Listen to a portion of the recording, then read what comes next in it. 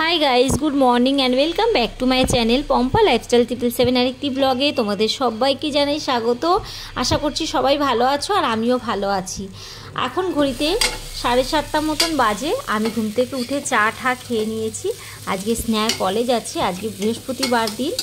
তো সকাল 7:30টার সময় আমি রান্নাঘরে চলে এসেছি। সাধারণত 6:30টায় উঠে গেছি। আমি উঠে মুখ হাত পা ধুয়ে আমার এক কাপ চাও খাওয়া হয়ে গেছে। এখন স্নেহার জন্য একটু খিচুড়ি করব। এখানে গোবিন্দভোগ চাল আর মুগের ডাল দিয়ে একটু বিনস, গাজর আর পেঁপে দিয়ে, কাঁচা পেঁপে আলু দিয়ে একটু ঘি ফোড়ন দিয়েছি আর জিরে ফোড়ন দিয়ে এটাকে খিচুড়ি করছি। দুটো সিটি পড়লে ওইটা গরম গরম একটু বাটার দিয়ে খেয়ে যাবে আর আমি বেলাতে এটা খেয়ে নেবো, বেঁচে যাবে। এটা দুজনের জন্যই করছি। আমি আর দুপুরে রান্না করব না সেরকম ভাবছি। আজকে একটু রান্নাঘরটা ক্লিনিং করব, তো তোমাদের সাথে সেটা শেয়ার করব। দেখো, আমাদের মতন হাউস ওয়াইফদের 24টা ঘন্টার মধ্যে আমরা অনেকটাই সময় কিচেনে কাটাই। তো সেই জায়গাটা যদি একটু সুন্দর করে না রাখি, পজিটিভ ফিল আসে বলো? তার জন্য আজকে একটু ক্লিন করব সুন্দর করে। খিচুড়ি হয়ে গেছে, বন্ধ করে দিয়েছি। আজ স্নেহার বাটার বার করে আনলাম ফ্রিজ থেকে। ও তো ঘি দিয়ে খেতে চায় না, বাটার ছাড়া। ঘি দিলে চিল্লামিল্লি করে ভীষণ, ঘি একদম খেতে চায় না। খুব কম রেয়ার যদি একদম মাছ ভাজা ছাঁচ ভাজা হলো তাহলে, আদারওয়াইজ নিরামিষ দিনে বাটার চাই ওর। এদিকে বলে মা ফ্যাট হয়ে যাবো, ওয়াকিং করবো, মর্নিং ওয়াক করবো সকালে গিয়ে, এদিকে আবার বাটার খাবে। কুকারটা এখনো গরম আছে, একটু ঠান্ডা হোক। আর স্নেহা কতক্ষণ চানে যাক, উঠুক ও, আমি রেডি হয়ে যাই ওকে ছাড়তে যাব। আর চা একবার খাওয়া হয়ে গেছে, আর একবার চা খাবো। আর সেই কড়াইশুঁটির কচুরি এখনো শেষ হচ্ছে না। কালকে তো বাসিটা খেয়ে নিয়েছিলাম চা দিয়ে। আজকে আর মানে সাহস হচ্ছে না যে পরের নেক্সট দিনের বাসি এটা খাবো। আমার সারাদিন যদি অম্বলের প্রবলেম হয়, যেহেতু ওটা নিরামিষ বলে রেখে দিয়েছি, দেখি পরে যদি গরম করে খেতে পারি। আমার খাবার ফেলতে না খুবই খারাপ লাগে, যে কষ্ট হবে একটা, পরে অ্যাসিডিটির ওষুধ খেয়ে নেবো, কিন্তু খাবারটা ফেলতে আমার যা গায়ে লাগে। এই খাবারের জন্য কত কষ্ট করতে হয় আমাদেরকে, তাই না? খাবার ফেলতে খুব কষ্ট। একান্ত খুব খারাপ না হয়ে গেলে আমি সহজে খাবার ফেলি না, হয় কাউকে দিয়ে দিই। আর বাসিটা না আমার কাউকে দিতেও ইচ্ছা করে না। আমি নিজে যদি না ভালো খাই, কাউকে দেবো, কি ভাববে বাসিটা দিচ্ছে। তার জন্য আমি রেখে দিই, একটু একটু করে খাই যতক্ষণ না খারাপ হয়। ওটাকে খারাপ হয়ে গেলে তো উপায় নেই, ফেলেই দিতে হবে। এনে তুই গাজরের হালুয়া করেছিলিস না কালকে? একটু টিফিন দিলাম, এনে। আর টিফিন কিছু বানাইনি, বাইরে থেকে কিনে খেয়ে নিও, ঠিক আছে? ক্যান্টিন থেকে গরম গরম। আজ আর কিছু করতে পারিনি, বৃহস্পতিবার, এমনিও কাজ বেশি থাকে। অল্প একটু দিয়েছি, নিয়ে নাও। এখানে যে জলের বোতল রেখেছি, জলের বোতলটা নিয়ে নাও। যাবো আমি স্কুটি বার করি, আয়।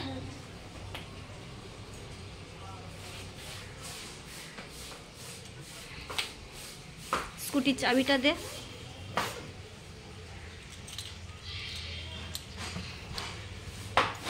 চল আয়। হ্যাঁ বন্ধুরা, স্নেহাকে ছেড়ে চলে এসেছি। আর আজকে একটু রান্না হালকা আছে, যেহেতু বৃহস্পতিবার নিরামিষ আর পুজোটা বেলায় দেবো। তো ভাবলাম আজকে একটা যখন রান্না নেই, তাহলে একটা কাজ সেরে নিই। আর রান্না বান্না থাকলে না সাধারণত এসব হয় না। আজকে একটু রান্নাঘরটা ডিপ ক্লিন করবো।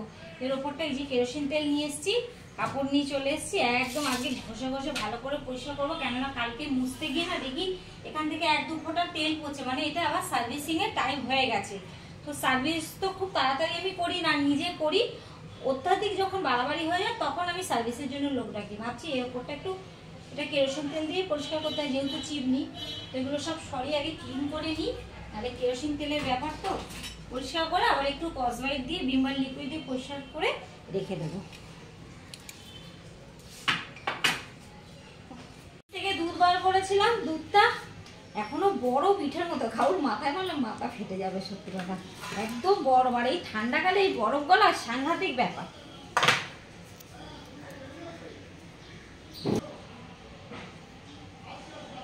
বন্ধুরা, স্নেহা চলে গেলে না কলেজে, আর ঘরে আমি সারাদিন একা থাকি। আমার পক্ষে মানে ভিডিও স্ট্যান্ড তো আমার সেভাবে নেই ভিডিও করার। আর এখানে আমার কোনো পজিশন নেই ভিডিও করবো যে ফোনটাকে রেখে। কোনোভাবেই আমি অনেকভাবে ট্রাই করে দেখেছি, কোনোভাবেই কোনো পজিশন পাই না। তো বাড়িতে হয়তো কেউ কথা বলতে আসে, বাইরে থেকে ফ্ল্যাটে কেউ থাকে, তো একটু রিকোয়েস্ট করি। যেমন এই যে ধরে আছে, এই বোনকে রিকোয়েস্ট করলাম, বোন আমার একটু ক্যামেরাটা ধরে দেবে, দিয়ে আমি এটা একটু পরিষ্কার করে তোমাদের সাথে শেয়ার করছি। কেন শেয়ার করাটাও অনেকটা মানে আমি চাই অনেক কিছু শেয়ার করতে, যেগুলো করি আমি পারি না দেখাতে, সম্ভব হয় না ভিডিওটা না ধরার কারণে। তো ওকে বললাম, ও একটু ধরে দিল, ওই ভিডিওটা একটু ধরে দাও আমি পরিষ্কার করে নিই। এইভাবে ভিডিও করি বন্ধুরা। আর কি বলবো তোমাদের মনের কথা, কিছু কিছু করে অনেকটা অনেকটা একবারে সব বলবো না, প্রত্যেকদিন একটু একটু একটু করে মনের কথা তোমাদের সাথে শেয়ার করব। তোমরা আমার আসল বন্ধু, তোমাদের সাথে শেয়ার করবো না কার সাথে করবো বলো? সারাদিন তো কাজকর্মের মধ্যে দিয়ে থাকি, নিজেকে বিজি রাখি, তারপরে একটু দুপুরের পরে রিলস টিলস করি, আর এই সমস্ত তোমাদের ভিডিওর সাথে একটু কথা শেয়ার করে নিজের মনটা হালকা করি। কেননা দেখো, মেয়ে বড় হয়ে গেছে, সারাদিনের জন্য কলেজে চলে যায়, হাজবেন্ড থাকে বাইরে, ভাই বোনরা যে যার নিজেদের লাইফে সব ব্যস্ত, সবারই সংসার ধর্ম আছে। যখন এক জায়গায় হই তখন তো হাসি মজা হয়। তা তোমরা হচ্ছে আমার আপন্ত প্রয়োজন, মানে একান্ত প্রয়োজন, মানে পাশের মানুষ। তো তোমাদের সাথে শেয়ার করবো না কার সাথে শেয়ার করবো? চলো, কাজ করতে করতে কথা বললাম একটু, আর একটু মন দিয়ে কাজ সেরে নি। কেন এটা আবার অনেকটাই ক্লিন হয়েছে, আমি এর ওপরে উঠে পরিষ্কার না করলে না পরিষ্কার করতে পারবো না ভালো করে।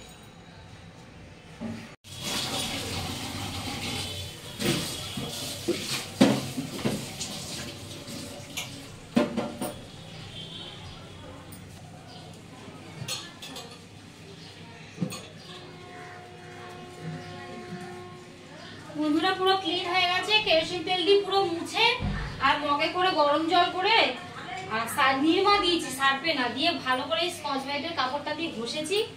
পুরো সাদা দুধের মতন বেরাচ্ছে তেল কাস্টে গুলো, তাও সেরকম ভাবে আমি নোংরা জমাতে দিই না, তাতেই দিয়ে একটু ঠান্ডা জলে মুছে দেবো, পরিষ্কার হয়ে যাবে। মাইক্রোওভেনে কাভার চেঞ্জ করবো, আর যেমন সমস্ত রান্নাঘর থেকে বার করেছি সুন্দর করে আবার বসিয়ে দেবো, ব্যাস তারপরে স্নানে ঢুকে যাবো আমি।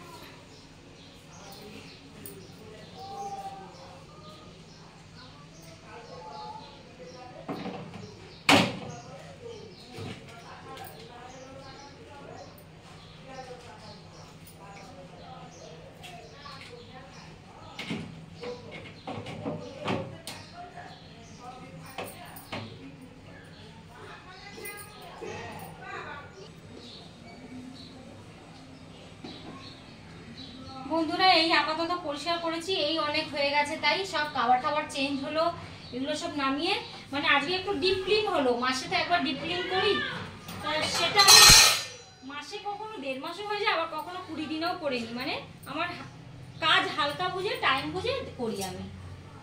আমার পরিষ্কার এদিকে হয়ে গেছে, আমি চান করেছিলাম, চান করবো বলে জল গরম করে কাট করে দেয়, অনেক ভুলভাল হয়ে গেছে কথা। ক্লিন কেমন হয়েছে জানি না বন্ধুরা, তোমাদের সাথে একটু শেয়ার করি। এই যে এগুলোর খাবার টাবার সব চেঞ্জ করলাম, বাসনের একটা একটু হালকা হালকা কেরোসিন তেলের ন্যাকড়া দিয়ে মুছে দিয়েছি। কেন যতই চিমনি থাকুক ঘরে দেখবে একটা রান্নাবান্নার চিটপানা হয়, রান্নাঘরে হবেই সেটা। আর এই পরিষ্কার করতে না আমার খুব কষ্ট হয়ে যায়, বেশি ময়লা হলে, ওই জন্য আমি অল্প ময়লা থাকতেই করে নিই। সমস্ত করে নিয়েছি, এদিকের এগুলো সব নিচে, এই নিচ সিকের নিচগুলো খুব চিটচিট মনে হচ্ছিল আমার, সেগুলো পরিষ্কার করলাম। আর আজকে এখানে একটু চেঞ্জ করলাম, যেমন তেলের জারগুলো ওপরে থাকে সেগুলো আবার নিচে করলাম। আবার কিছুদিন নিচে রাখবো, আবার আমার মন ভরে যাবে, মানে মনে হবে যে অনেকদিন নিচে হয়ে গেছে, এবার একটু চেঞ্জ করি, তখন আবার এটাকে উপরে উঠিয়ে দিই। এই কাণ্ড করি। ফুলদানিতে যেমন নিচে ছিল এটা উপরে উঠিয়ে দিয়েছি। তো এইটাতে সর্ষের তেল রেখেছি, এটাতে আমি রিফাইন তেল ইউজ করি। আমার এই ভিমবারের এই বোতলগুলো না তেল ঢালতে খুব সুবিধা হয়। আর এটা আমি একটা অনলাইনে নিয়েছিলাম 2খানা, এটা খুব অসুবিধা হয় তেল পরে, ওই জন্য আমি এটা খালি রেখে দিয়েছি ধুয়ে পরিষ্কার করে। ভাবছি ঘি নিয়ে আসি, ঘি এতে ঢেলে রেখে দেবো। জলের বোতল আপাতত এই দুটো ধোয়া রয়েছে রেখেছি, বাকিগুলো ধোবো, তারপরে রাখবো। আর সকালে স্ন্যাক খিচুড়ি করেছিলাম, খিচুড়ি রয়েছে। মঙ্গলবারে নিরামিষ আলুর দম পড়ে রয়েছে। আমার দুপুরের খাবার হয়ে যাবে, দুপুরে কিচ্ছু করবো না, সন্ধ্যাবেলা রান্না করবো। এখন স্নান সেরে পুজোয় বসবো। তো চলো বন্ধুরা, আজকের ভিডিওটা আমি এই পর্যন্ত রাখলাম। দেখে যদি তোমাদের ভালো লাগে আমার এই ভিডিওটা, প্লিজ একটা লাইক করো। আর আমার চ্যানেলে যারা নতুন সদস্য আছো তারা চ্যানেলটাকে সাবস্ক্রাইব করে প্লিজ আমার পাশে দাঁড়িও। তো দেখা হবে কালকের একটা ব্লগে। তোমরা ভালো থেকো, সুস্থ থেকো, সবাইকে বলছি। আর সাবধানে থেকো। টাটা বন্ধুরা।